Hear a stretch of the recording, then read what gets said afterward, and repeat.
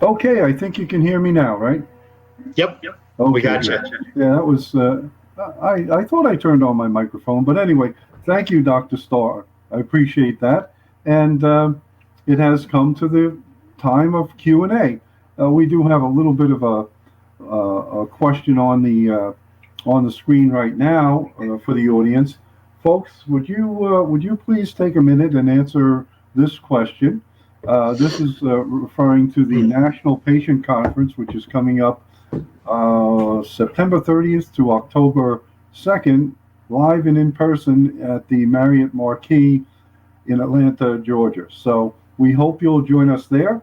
We've had our COVID vaccinations and are ready to go. Of course, we'll be social distancing. We'll have plenty of good things. We have cool pens that we're going to give out that actually have a little tiny spray bottle at the top where you can sanitize your hands. It's going to be something very interesting. Anyway, I think Dr. Chauhan has a list of questions. I don't know if you have a whole lot of them. Do you, Dr. Chauhan? I think not a whole lot, but I think they're very good questions, and we can entertain more questions, as the time goes. But good question. I think the discussion, might usually spirals into other good, interesting topics. So let's see. First of all, let me just say, Dr. Starr, fabulous talk. It's always a pleasure to listen to you. You have a knack about how to simplify things and make the concept so clear.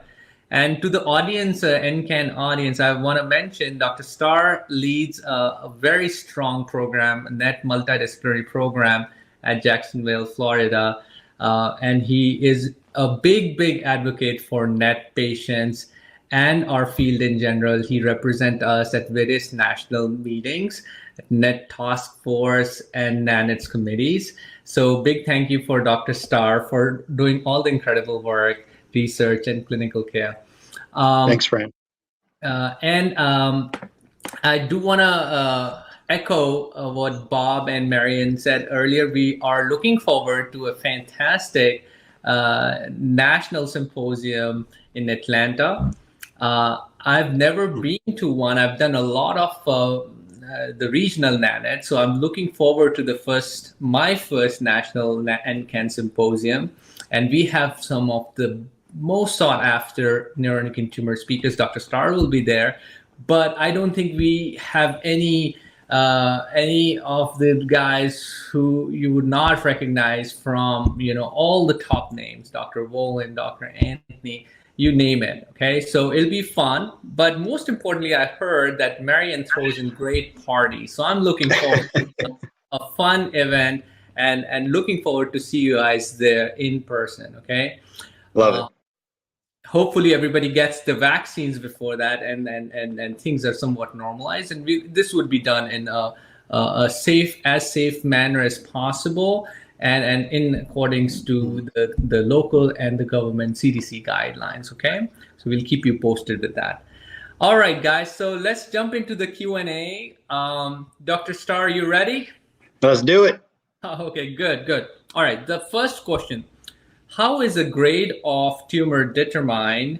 And if I have grade 1, how's the next grade determined? So there are two important questions. So Dr. Starr, why don't you tackle the first question? How do we figure out whether it is a grade 1 net or a grade 3 net? How do we go about grading? Yeah, great question. I love this question because it really is such a jump, a platform to jump off to determine everything else. And we really rely on our pathologists, and we are indebted to them for their skill. And so what they do is they take the tumor and they cut it into very small slices, and then they use a few different techniques. The most common technique is something called a Ki-67, or a MIB1 is another name for it. But what they do is they use this stain, if you will. And Dr. Chauhan had shown a few slides with stains on them. But they put a stain on the slide, and then they look at it underneath the microscope. And wherever it lights up the stain, they count. And their count per how many fields they look at when they're looking at the slide determines the grade. So, and really what we're looking for is how fast are the cells dividing. That's the premise of the Ki-67, determining the biology. How fast are the cells dividing underneath the microscope? Now, our pathologists are a little spoiled because they have this automated system that calculates the Ki-67 for them. So they use some artificial intelligence. And I think back in the day, it must have been very labor intensive and laborious to have to count. So the Ki-67. And then another marker that they use that, it should be, also reported. It's not reported as often, but it should be, is the mitotic index. This doesn't actually use a stain. This just looks at the cells and tries to catch them when they're dividing. And so when we use the Ki-67 or the MIB1 in conjunction with the mitotic index, that's how we determine the grade. Fantastic. The voice is echoing. Let's see if this fixes. Okay, perfect. Thank you so much, Dr. Starr. That was fantastic. The second part of the question was, and I'll tackle that a bit. How is the next grade determined? So now for majority, or the practical purposes, for majority of patients, I would say 90% and plus. Once we have a particular grade of tumor determined at the original diagnosis, most patients would stick to the similar biology and the grade would remain the same for most patients. Okay, so grade 1 midgut net or grade 1 rectal net or pancreatic net, as the time passes or the tumor grows, usually the grade would remain same.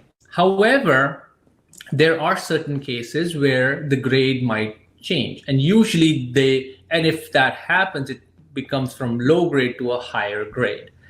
However, this is not a common occurrence, and this should be only dealt in case-by-case basis. If, for example, we do a gallium scan and there are patchy uptakes, some areas are very well differentiated, very hot looking, and the others are very cold looking, or the tumor all of a sudden was a slow growing tumor for several months and years, and now all of a sudden is growing very fast, which leads us to believe, could there have been a change in the gear and the tumor becoming more aggressive? So the grades usually do not change except for few specific situations where in those scenarios we might rebiopsy and retest and do the regrading. However, I do want to assure most of the patients here that for most patients, the grade would remain the same during their disease course unless we have other suspicions. So there is really no need to regrade them once we have a good diagnosis. All right, let's move on to the next question. If a patient does not have receptors and they cannot do PRRT, what treatment options do we have? Dr. Starr. Yeah, on cue. So I have a lot of treatment options. I'm curious to hear what you have to say. Yeah. I'll be honest. It's a bit disappointing when you get the PET scan and it doesn't show uptake. It is disappointing because we talk about the PRRT, we talk about the Lutathera and how much a breakthrough it is, and then when you realize maybe it's not for you, that you may not benefit, it's a hard process. It's hard to process that. However, as I went through on a few of the slides, there are, depending on where the tumor originated from and depending on what grade the tumor is, there is a multitude of treatment options. We have non-chemotherapy options. There's a drug called Afinitor with a generic name everolimus, which targets a certain pathway called the mTOR pathway. I have a patient I just saw last week that's been on it for 2 years. And so these therapies work. You got to find the right dose. You got to talk to your physician about the side effects, but all is not lost if the PET scan is negative. There is another class of medications called the tyrosine kinase inhibitors. I won't quiz you on that later. But these are drugs that work inside the cell and shut down pathways that lead to cell division. And we have a lot of them, maybe too many in my estimation. But the first iteration was a drug called Sutent or sunitinib. And then we've had some other iterations, a drug called pazopanib or Votrient, which Dr. Pamela Coons had done a lot of work with within a cooperative group study, a bigger study, which had positive results as well in the small bowel neuroendocrine tumor group. There's a new drug called surifatinib, which was studied in China and made fruition here in the US. So a laundry list of options, and clinical trials should be discussed. Now, I will mention there are situations where, I say the PET scan has say 90% sensitivity. Is there a possibility that the PET scan is missing something? So you can go to the cellular level and do a somatostatin receptor stain. Now, if it's positive, we still don't know whether prrt works in that patient population. And that would be an excellent research question. And I think, maybe Dr. Shahan and I can talk offline about, maybe who's already doing that. But that would be an excellent research question, because there may be a subset of patients who don't have the PET avidity that may, the PET uptake. I showed you that picture with that bright spot that still may benefit from the prrt. But I would say at this point, that is investigational and more of a just thought-provoking comment. But lots of options outside of prrt. Perfect. I think very well tackled. A lot of treatment options. PRT is a good treatment options, but don't be disheartened if the PETs or there are no receptors. We do have other treatment options. Good old somatostatin analogs can work for years sometime. And we have, like Dr. Starr mentioned, Afinitor and TKIs and new clinical trials. I always encourage exploring clinical trial options.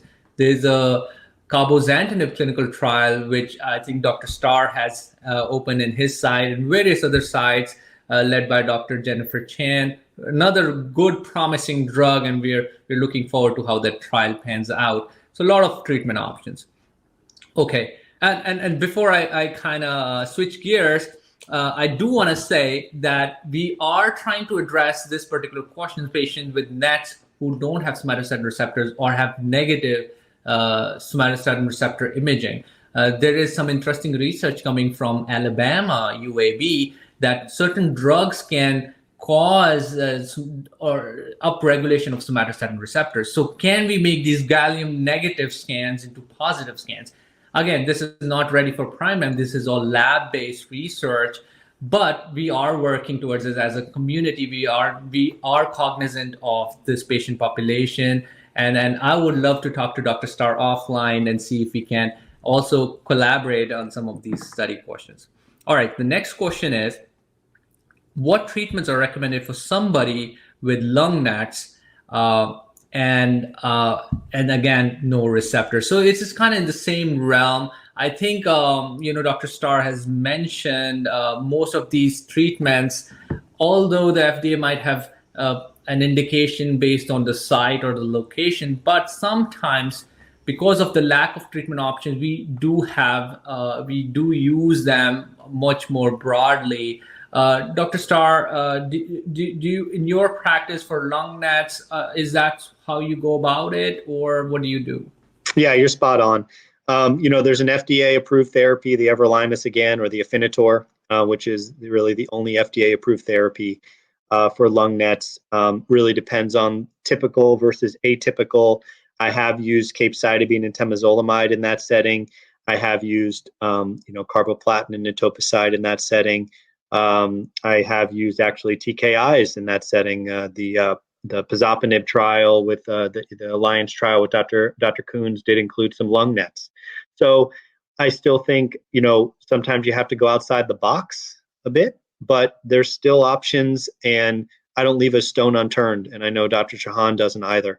But there's options. Great. All right, moving on. There's a patient who is asking if I do not have any of these symptoms that we mentioned in our presentations, but I'm being treated with Lutathera, and the physician, I would not name the physician, has asked me if I have flushing or diarrhea. Okay, this is something, it's a very good question. I'll tackle it a bit, and then I'll open this to Dr. Starr. I did not tackle the concept of functional and non-functional neuroendocrine tumors. So neuroendocrine cancers, besides the grade and besides where they are originating, lung, NATs, pancreas, there is another way to classify these cancers, the functional and non-functional neuroendocrine cancers. Majority of neuroendocrine cancer NETs are actually non-functional. That means they don't secrete a hormone or a peptide or a vasoactive chemical. But minority, and based on what paper you read, this can vary from 10 to all the way up to 30-35%. Patients can secrete certain vasoactive amine or hormones. For example, the common one would be serotonin. So if your NET is secreting serotonin, you tend to get carcinoid syndrome symptoms like flushing, wheezing, diarrhea. If your NET is secreting insulin, you'll have low blood sugars, hypoglycemia. If your NET secreting gastrin, you might develop ulceration, gastritis. If your NET secreting a hormone called VIP, you can get terrible diarrhea. So it's based on what the NET is secreting, you might have appropriate symptoms. But not all NET patients would secrete. In fact, 70% of patients will not secrete any hormone.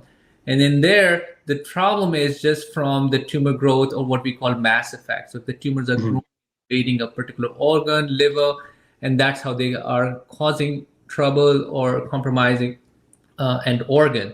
So you don't have to have, but the leading on to the question, Dr. Starr, in those kind of situations, do you recommend biomarker testing or following non-functional NET patients? How do you monitor them? Yeah, that's a great question. I think you did a really nice job explaining that. So, as Dr. Chauhan said, there can be a number of different physical symptom manifestations from these hormones. Usually up front, we obviously screen and talk to patients and kind of elucidate, try to pinpoint, are you having some diarrhea? Like how much diarrhea? When does it happen? Is it happening in the middle of the night? Is it interfering with your day-to-day activities? Flushing. Do you sweat with it? Does it happen like, some women are still having hot flashes, and you have to differentiate that from a dry flush that feels heat. And so up front, we take time to talk about whether there's symptoms at presentation. Occasionally, symptoms can develop later. I have seen that. But typically, if they're going to be there, they're there, at the time of the presentation. And then for the biomarker testing, I do like to get some baseline 5-HIAA levels. Some patients can have very, minimal symptoms, but still have elevated 5-HIAA, which can be of consequence later on. We talked a little bit about how it can damage the heart valves if it's elevated and it's not checked.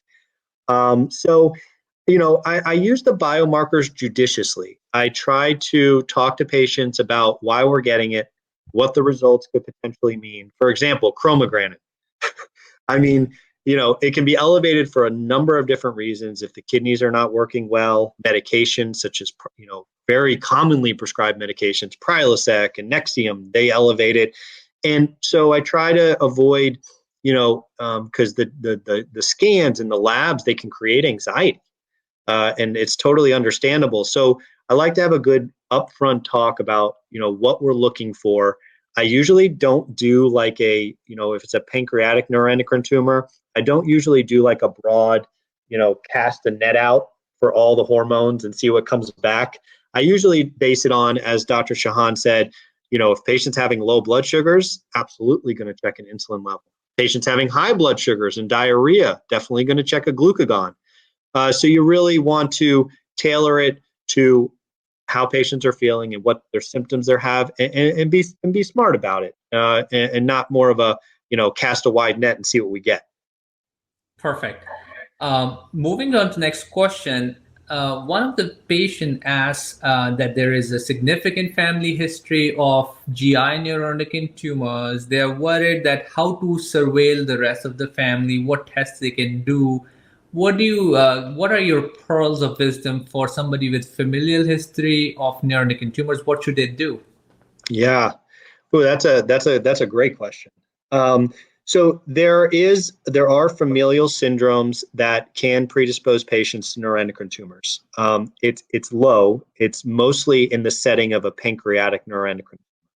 And of all the patients that present with pancreatic neuroendocrine tumors, you're still talking about only around 5% or so that have a familial syndrome. But the familial syndromes, one that we talk about a lot is multiple endocrine neoplasia. There's type 1 and there's 2, type 1 being the more common one. Patients will have family history of high calcium, invariably. Somebody be like, oh, there's high calcium. They had got a lot of kidney stones. They had to get a parathyroid gland removed. So that's an invariable one. And then next most common would be a pancreatic neuroendocrine tumor. Sometimes they can be functional. A lot of times they can be. And then pituitary issues. So if there's a family history that is in line with that, you have a very high suspicion that there could be multiple endocrine neoplasia. And there is some excellent support groups out there for that. There's Amen support group, and they do a great job at supporting those patients. Now, the small bowel ones are more difficult. Kimberly Perez at Dana-Farber had a really nice poster a few years ago at NANETS that talked about, of a whole cohort of patients with small bowel NETs, they did find some genetic syndromes associated. So this is still to be determined. They found some BRCA, or what we call BRCA mutations. They found some ATM mutations, which I'm just kind of alphabet soup, just throwing them out there. But I'm just saying that there might be something there. But at this point in time, for a small bowel neuroendocrine tumor, if there is a strong family history of other cancers, it would be appropriate to do genetic testing. But we don't have really good guidance on how to inform you about your family members. And that's just being, really honest. So I think if there is a question of a genetic syndrome, I would recommend seeing a genetic counselor, someone in medical genetics, and get appropriate testing as they see fit. But as far as screening, I don't have any good data or information to really, hold on to. Correct. I concur. I think we need more data in terms of germline mutations in the small bowel nets. But of course, having a close family history, at least we'd be more aware of symptoms, flushing or bowel symptoms, which can prompt further workup. There's a question regarding when blood sugars are high, how does one know the differentiating between reaction to treatment or diabetes? Let me start off with it, and then I'll open it to Dr. Starr. So diabetes can, it's very prevalent medical condition, can be seen in general population. But in particular, in NETs patient, diabetes can be because of a couple of different things, or elevated blood sugars. One could be directly from, if, for example, patient underwent a pancreatic surgery and the pancreas had to be sacrificed for the tumor, then certainly this is where insulin is made. So the patient would have iatrogenic diabetes. So we don't have enough insulin. So diabetes could be from there. One of our very common and really good drugs that we often use in NET management, somatostatin analogs, lanreotide and sandostatin, they can certainly cause the sugars to be elevated. Now, your question is, if somebody's on, for example, sandostatin or lanreotide and has high blood sugars, how to differentiate between, is it baseline diabetes or the drugs or the treatment causing it? And does it even matter? What do you think, Dr. Starr? Yeah, I think you led me in nicely there. So it really doesn't matter. It could be the somatostatin analog, but regardless, it needs to be treated. And so, the somatostatin analogs have a lot of benefit, and they can work for a long period of time. So it's hard for me to say, oh, we should stop the somatostatin analog because you've developed diabetes.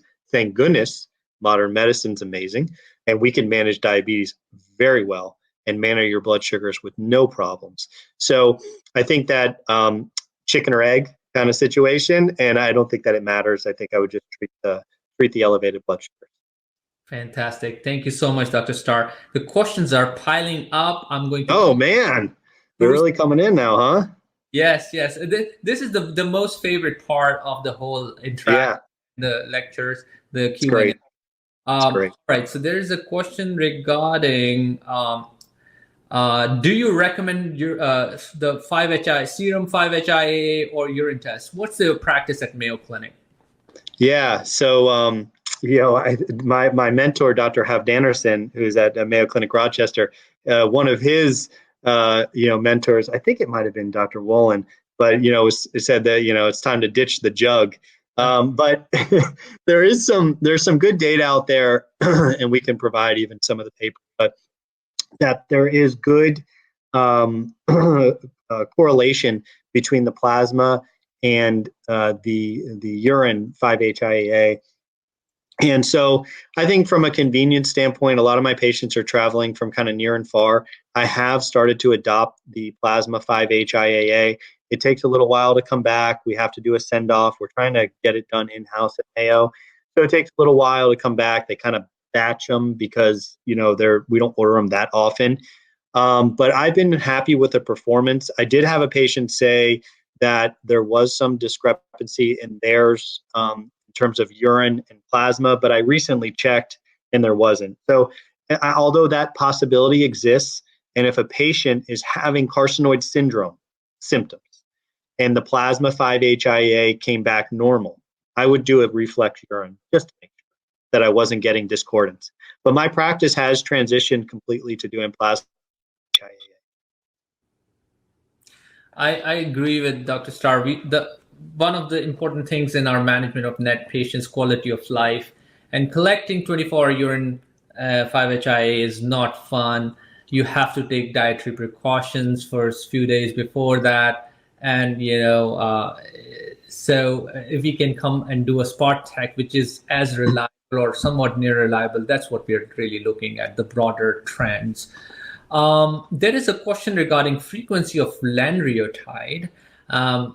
Dr. Starr, have you given lanreotide in different frequencies? Have you done it more than once a month? And how's your experience? What's the current data to support that? I love these questions. So lanreotide, the FDA-approved dose is 120 milligrams every 28 days. For some patients, absolutely, they will tell me, at my third week, I start getting a lot of symptoms. I will not even hesitate to change it to every 3 weeks. So I will adjust the doses as needed to tailor to the patient's symptoms and try to improve upon their symptoms. There are other medications that we can use. For example, if the diarrhea is persisting, because the interval of the lanreotide is too long, you could change it every 3 weeks, but there's also obviously telorostat or Zermello that can help with management, but then you're taking a drug 3 times a day. So you have that discussion. The injection every 3 weeks, a pill every 3 times a day, and whatever sounds good to you as the patient, we go with after good informed discussion. Now, there was some recent data that was presented at ESMO called the Clarinet Forte trial, where they looked at patients who had been progressing on the therapy and then tried to say, well, what if we change it every 2 weeks? And it looks like there might be a signal there. So for not only symptom management, would we maybe reduce the frequency of the injection, but in the future, we may actually be giving the medications more often for disease management. There's a trial that we're looking at Mayo that is going to be run from Europe, but is involving U.S. sites at looking at octreotide every 2 weeks. And so to be determined, but what I would say is if your symptoms are not well managed and you notice that the symptoms are coming on more, before, you're ready for your next injection, I have no problem making that change. Now, insurance may have an issue with it, and then we have to work through those proper avenues. But yeah, excellent question. Right, I completely agree. At least there is safety or or we have some data to show that we're not putting patients at overt harm by giving more or high frequency. However, the access to the drug is incumbent on the insurance, which can sometimes deny that request because the FDA label is every 4 weeks. All right. And they're not, and they're expensive. They're really expensive, which, you're worth it as the patient. But the insurance companies, they do their thing, Right. All right. The $1 million questions. Should NET patients get COVID vaccine, and which kind? All the way, COVID vaccine. Is one better than other? No, the Pfizer and the Moderna, the ones that are given, on 2 different occasions, the efficacy against severe COVID, was up in the 90%, I think 98% range. So amazing vaccines. I mean, what a testament to science that we were able to get vaccines within, less than a year. Blows my mind. So thankful. The Johnson & Johnson one-time dose, my wife got it, and so you could tell that I support it. It was a little less effective against mild COVID, but just as effective against severe COVID, preventing it. Mild, moderate COVID. And then there's the AstraZeneca one that I don't think got the FDA approval yet, if I'm not mistaken. There's some risk, there's some discussion of blood clots with that one. Honestly, I think the risk is probably exceedingly low. And I think if you can get a vaccine and get yourself protected against this terrible virus that's really ravaged us for the last year, I would be jumping in line. And I did back in January. Right. I echo your sentiments. I think all my colleagues and friends who I work with around, we have all been vaccinated. I was, as soon as we could get access to it, we got it. I'm advocating it to my family. My family back home in India have gotten at least first of their shots. Awesome. So I think we should get it. And I don't think we have really good data to suggest one's better than others. Of course, whatever we have access to, and there are 3 drugs currently in the US, we should just get whatever we can get our hands on. Perfect. The next question is regarding renal safety or toxicity with PRRT. And I think I can tackle this one to kind of give Dr. Starr a little break. He's been on a spree. So there was, when we were developing PRRT drug, there was a concern whether it can cause kidney damage or, there is a potential for damage. And primarily because of that reason, PRRT drug or Lutathera is given with a nephroprotective agent, an amino acid solution. So that kind of helps protect the kidneys. Fortunately, the clinical trial data, the NETRO-1 data, shows that the kidneys are, the renal side effects very low. But even better, in the real life practice, we have noticed more and more this is very renally safe medication. Okay, we have not really seen patients getting into renal failure or chronic kidney disease or worsening renal functions. Now, of course, case by case, because of other comorbidities and other medications can interact and interfere. Those are case-by-case basis. But in general, from kidney standpoints, Lutathera, PRRT seems to be very safe. Is that your impression as well, Dr. Starr? Absolutely. You nailed it. I agree 100%. We use, I think, a cutoff, and actually the NANETS and the SNMI came together with a joint statement on kind of practice how we should treat patients with PRRT and have some established guidelines so that we're not just kind of shooting from the hip. And they recommended, anything, I think, for a GFR greater than 30, that it would be okay. I think that 30 to 60 is kind of a little bit of a gray area. But, if you look at some of the safety in patients treated in the glomerular filtration rate, which is a measure of kidney function in the 30 to 60 range, it looks safe. Less than 30, It's hard to make that recommendation, but by and large, it is a safe drug to the kidneys. Perfect. Thank you. There are some surgery-related questions which I'll reserve for our surgeons. We have one of the world-renowned neck surgeon giving a talk shortly, Dr. Pommier, so we can talk about surgery-related questions late in the afternoon. We'll save them for that. Dr. Starr, what's the experience with lenvatinib in pancreatic neuroendocrine tumors? Is it ready for prime time? Yeah, that's a good question. There was phase 1b/2 data, which is kind of early. It's not randomized. Certainly, the cabozantinib is further along, as you alluded to. Dr. Jennifer Chan's trial, is a placebo-controlled trial, and you really can't beat that type of design to determine if a drug is effective. However, lenvatinib I have used in a handful of patients. It's generally well tolerated. The tyrosine kinase inhibitors are a class of drugs that can be difficult. I am not a fan of sunitinib. I'll go on the record to say that. It's very difficult to give, has a ton of side effects.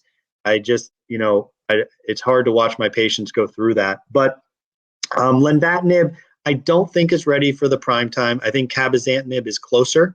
But I think that if patients are having trouble getting, cabozantinib, for example, off-label, or pazopanib off-label, it is an option. The one thing that really struck me from the data on the lenvatinib is the response rate was pretty impressive. I think around 30%. So that means that patients who received it had, at least a 30% reduction of the tumor in 30% of the time.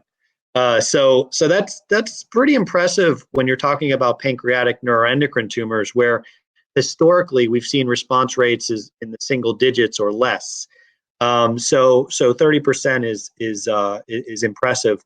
To be determined, but I think the cabozantinib and probably even the surafatinib is further along. I agree with you. I think we have two great TKIs coming along. Lenvatinib, I spoke with the principal investigator of the study, Dr. Davila. It seems like because of the lifespan drug issues, it might not go to a phase 3 stage, which is unfortunate. But we have other two compounds, like you mentioned, surafatinib and cabozantinib, which might make it. So we are eager to see how this unfolds. There's an interesting question regarding maximum number of lifetime PRT treatments and any dosimetry. I would touch base a little bit on this and open it to Dr. Starr after. So as far as the PRT is currently approved by FDA is 4 doses. Each dose you get 200 millicuries, so total of 800 millicuries over the span of 8 months. So each dose is given every 2 months. That's how it was done in NETTER-1 study. However, we do have data from Europe, and I think Dr. Starr would also share some data from Mayo Clinic. They have treated a lot of patients between the 3 Mayo clinics. So the data, there are about 13 papers which have been published on retreatment of PRRT. These are small papers, small studies, retrospective studies from various centers, and they do show that the PRRT can be repeated, especially if patients benefited from the first time. Now, what we don't know is how many are safe. Should we repeat 1 dose, 2 doses, 4 doses? What should be the frequency? How should it be given? And so this is a very timely question. And I can't tell you how timely this question is. We were just discussing this as a big SWOG meeting and the NCI CTPM meeting. And there might be a clinical trial coming up testing that question, whether retreatment with PRRT can be done, and what would be the ideal dose. Would it be 2 doses, etc.? However, there is some data to support that it can be done. Dr. Lisa Bode had one of the best papers, repeat PRT treatment, where it showed that in repeat PRT treatment group, the median PFS was still 22 months, which is pretty impressive for any drug. And I'll open it to Dr. Starr. I want to hear what his experience has been with the repeat PRT and how many doses does he repeat? Yeah, I love your sentiments and learned from you, so thank you. Yeah, and there's that paper from Dr. Baudet et al. It was the best at kind of guiding light for us, to start kind of going down this road. So, we don't know how many is the optimal dose, and I love that we, as a net community, we're open to the fact that we don't know. And I think, the data of those papers that were presented, it ranged anywhere from 1 to 4. The median was 2. So that was kind of the middle ground. We've adopted that approach of 2, 2 on the retreatment. I like to see, and based on that paper, patients who have benefited for at least around 18 months would be ideal. At least a year is kind of my cutoff for, if patients benefited for at least a year, and it's a bit arbitrary, then I think that it's very reasonable to reconsider the PRRT. I have treated 2 patients thus far. I think they're maybe up to like 14, 15 up in Mayo Rochester and a few in Arizona. And one of my patients just came in for scans and had a response to a PRRT retreatment. So I was super excited for him, and we celebrated in the room. But yeah, to be determined, but it's not a one-size-fits-all approach. The one concern that we have, as Dr. Shahana was alluding to, is the dose can affect the bone marrow. And so the safety is what we worry about. Obviously we want something to work, but it's got to be safe. Our most important tenet is to do no harm. And so we have to, you entrust in us that a treatment that we're recommending is safe. And so we take that really seriously. And we really value how much you trust us. So there is about a 2 to 3% risk of myelodysplastic syndrome and leukemia in the NETTER-1 trial. So we wonder, does that go up as we give more doses?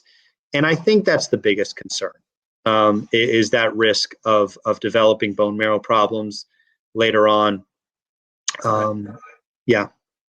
All right. Thank you so much, Dr. Starr. There's a question regarding how do we monitor non-functional NET? So we kind of talked a little bit about functional NET. Yes, there is some role of monitoring the blood levels of the particular hormone, which might be relevant. But for non-functional NETs and even for functional NETs, I think there is a bigger role of scans. So what is your practice? How do we go about monitoring non-functional pancreatic neuroendocrine tumors? Yeah, this is a great question too. And practice patterns will vary widely. And I will say that there's no absolute right or wrong way to monitor. It depends on the disease location where it started. It depends on the grade of the tumor. For the grade 1 and the grade 2 tumors, I tend to, monitor somewhere around the every 4 to 6 month range, depending on what treatment the patient is on. For the pancreatic neuroendocrine tumors that are grade 1, 2, they can be a little bit more aggressive. And if I'm starting that patient on chemotherapy, I probably would check within 3 months. So you can see already, it's kind of like 3 months and then 4 to 6. But what do I monitor with in terms of what type of scan? So I'm a little spoiled with the MRI machine at Mayo. I use that one a lot. I really think the pictures are so good. I know it's a big ask on the patient's behalf to sit in this machine for an hour or two. I try to alternate maybe with MRI and CT. If I do get a CT, I make sure I get a triple phase so that I can really image, look at the liver really well. Now, the PET scans, they're over ordered.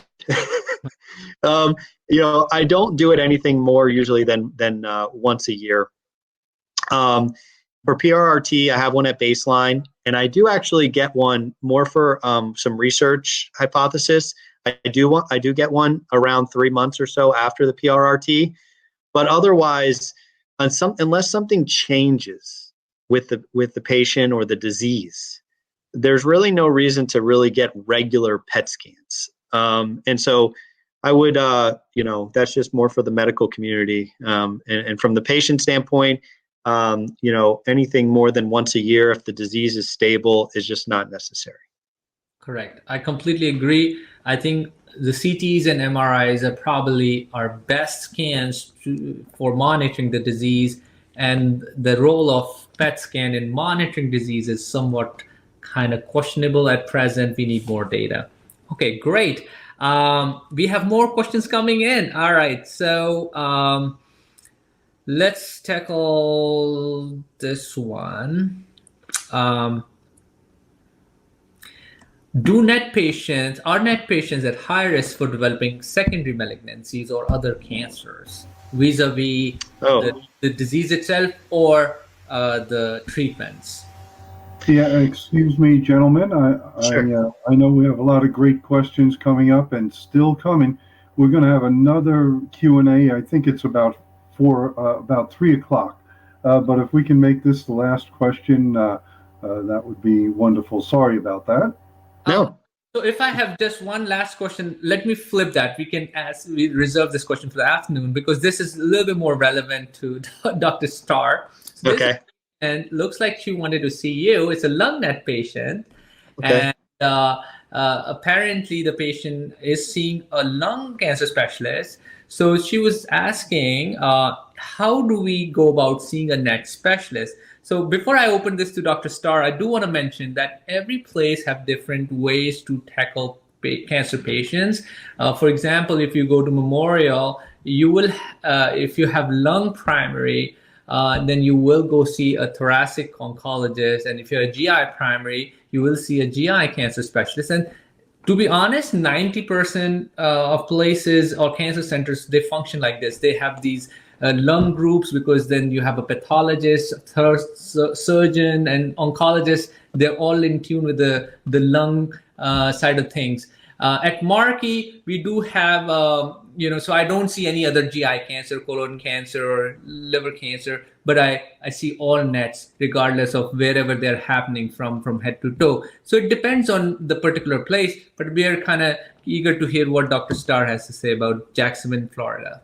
Yeah, that was good kind of primer there to preface my response. It can be different from place to place.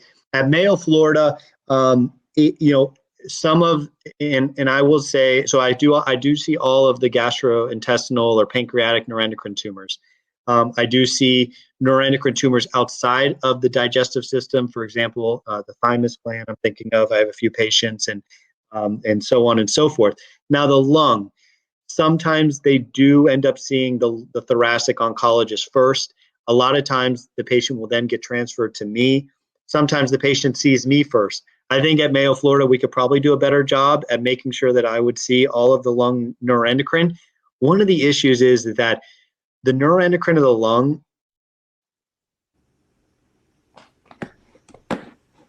is actually a neuroendocrine cancer of the lung, but they would be better suited actually seeing a thoracic oncologist. So I think that it's more of an intake issue because the disease is so nuanced. That it's hard to get very granular on the appointment office, where they send the patient. So that might be why that this patient who had asked the question maybe saw the thoracic oncologist first. I'm happy to see this individual, and she could reach out to our scheduling department, and I'll be glad to take on her care. Fantastic. Thank you so much, Dr. Starr, for your time. Hearing from you as always. It was fun. Person in Atlanta. Bob, yes, over to you, and I will see you guys soon. And thank you again. Thanks. Great job, Dr. Chauhan. Thanks, Dr. Chauhan and Dr. Starr. And we'll have you back again because this has been quite an interesting session.